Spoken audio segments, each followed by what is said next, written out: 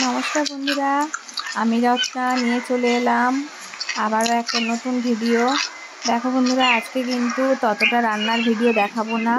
আজকে আমাদের বাড়ির সামনের দিকটা তো দেখাবো। এই বাগানটা তোমাদের অনেক কিছু দেখানোর আছে। তো বাগানটা যেটা সব থেকে আকর্ষণীয় জিনিস হচ্ছে তুলসী গাছ। এটা তো একটা গন্ধরাজ ফুল গাছ।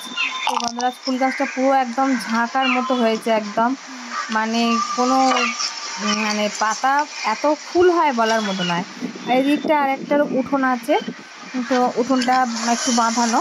তো অন্যান্য দিন এই উঠোনে গাড়ি ভর্তি থাকে, আজকে অতটা গাড়ি নেই। এই দেখো তুলসী গাছ, দেখো বন্ধুরা, কারোর বাড়ি এরকম তুলসী গাছ হয় কি না জানাবে আমাকে। আর এদিকে দুটো পেঁপে চারা হয়েছে, খুব সুন্দর, মানে বসানো আর হচ্ছে না ভালোভাবে, তুলে সময় আর হচ্ছে না। এটা নয়নতারা গাছ। আর এই দেখো তুলসী গাছ, দেখো কাকে বলে, পুরো বাগানময় এত তুলসী গাছ হয়ে আছে, মানে পা রাখার যে জায়গা নেই। এই দেখো চারিদিকে তুলসী গাছ, চারিদিকে। আর এই যে তুলসী গাছটা দেখতে পাচ্ছ সামনে, তোমাদের দেখাচ্ছি। এদিকে একটা আম গাছ আছে ছোট, আর পুরো বাগানময় তো ফুল গাছ আছে। আর এই দেখো তুলসী গাছ দেখতে পাচ্ছ, চারিদিকে তুলসী গাছ।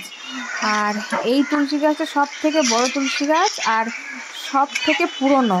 মানে এত বড় তুলসী গাছ, আর পুরো মানে যেন মনে হয় গুঁড়ি হচ্ছে, মানে গাছের যেমন গুঁড়ি হয় সেই রকম তুলসী গাছের গুঁড়ি হচ্ছে, এত মানে মোটা হয়ে গেছে। এদিকে চারিদিকে মানে শাক টাক হয়ে আছে। এই দেখো কলমি শাক হয়ে আছে, এদিকে সজনে শাক হয়ে আছে, শান্তি শাক যেটা বলে। আর মোটামুটি তুলবো কি, কিন্তু এত তুলসী গাছ চারিদিকে পা ফেলার জায়গা পাই না।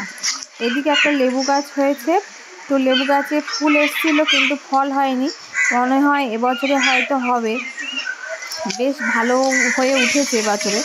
তো এদিকে দেখো তুলসী গাছের চারিদিক তুলসী গাছ। এইগুলো কী তুলসী বলে আমি ঠিক জানি না, অনেকে বলে কৃষ্ণ তুলসী, তো রাধা তুলসীও আছে। আর এই দেখো, আর আকর্ষণীয় জিনিস হচ্ছে এই যে পেঁপে গাছটা রেমাল ঝড়েতে পড়ে গেছিলো, তো পাঁচিলের ওপরে হেলে শুয়ে আছে। তো এত পেঁপে হচ্ছে বন্ধুরা, এত পেঁপে হচ্ছে বলার মতো না। তো রোজ পেড়ে পেড়ে খাওয়া হচ্ছে। আর এদিকে দেখো দাঁড়িয়ে আছে যে, তার ফল নেই, কিন্তু যে শুয়ে আছে তো সে শুয়ে শুয়ে ফল দিয়েই যাচ্ছে।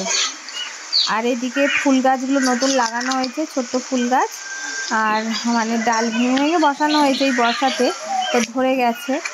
আর এদিকে দুধমান কচুও হয়েছে অল্প। তো বাগানটা তবু হাঁটা যাচ্ছে, আগে মানে এই বর্ষাতে এত জঙ্গল হয়ে গেছিলো, মানে কি বলবো, মানে কিছুদিন আগে পরিষ্কার করা হয়েছে, তাও আবার নতুন করে আবার ঘাস জন্মে যাচ্ছে। এদিকে জবা গাছ, মানে সেই গোলাপি রঙের যে জবাটা হয় না, ওই জবা গাছ। তারপর এদিকে তোমার আকন্দ গাছও আছে, আকন্দ গাছটা বেশ ভালো ফুল হচ্ছে। তো এই দেখো তুলসী গাছ, দেখো চারিদিকে, বলছি না, মানে বাগানে গেলে এত মানে সন্তর্পণে পা ফেলতে হয় বলার মতো না। এই দেখো আকন্দ গাছে ফুলও আসে, ভালোই ফুল হচ্ছে, রোজ তোলা হয়, ঠাকুরকে দেয়া হয়। আর ওই পাশে হচ্ছে ওই থোকো টগর যেটা হয়। আর এদিকে তো জবা গাছ আছে, জবা গাছে ভালোই ফুল হয়। তো রান্না বান্না সব করে টোরে নিয়ে আর বাগানের দিকে বসেছিলাম চুপচাপ, তাই ভাবলাম তোমাদেরকে একটু দেখাই আমার ছোট্ট বৃন্দাবন। তো বাগানে মানে ঘরে বসে বসে বৃন্দাবন দর্শন হয়ে যায়। তো বাগানে মানে বাড়ির ভেতরে এত তুলসী গাছ হওয়া ভালো কি না তুমি মানে সবাই জানাবে কিন্তু। হ্যাঁ,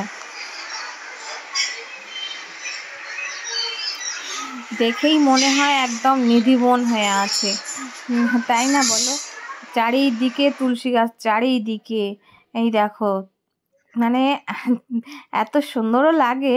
আর এদিকে নয়নতারা গাছটাও খুব সুন্দর, তো তোমাদেরকে দেখাচ্ছি। আর এদিকে দেখো আজকে কিন্তু একটু কলা পাতায় পাতুরি করছি। আর এদিকে লাউ শাকে মানে পাতার মধ্যে ওটা চিংড়ি মাছ দিয়ে করছি, তো একটু চিংড়ি মাছ মেখে বসিয়ে দিয়েছি। মানে তোমরা যদি ফুল রেসিপিটা ভিডিও দেখতে চাও তাহলে কিন্তু আমাকে জানাবে, আমি তোমাদেরকে এই পাতুরি বা ওই মানে লাউ শাকের যেটা করছি চিংড়ি মাছ দিয়ে সেইটা কিন্তু দেখাবো। এবার দেখো আমি ছেলেকে খেতে দিয়েছি, আমার যাই ছেলে, মেয়ের খাওয়া হয়ে গেছে ওইদিকে। আর একে দিয়েছি, না দাগা দাগা পড়েছে, দেখ তো ভালো করে দেখ। হ্যাঁ দাগা দাগা দাগা? হ্যাঁ ভালো করে দেখ। পেটি পাতাটা এখানে রেখে দাও। এবার টেস্ট করো, টেস্ট করে আমাকে বলো। থালাটা ধরো, ধরে খাও।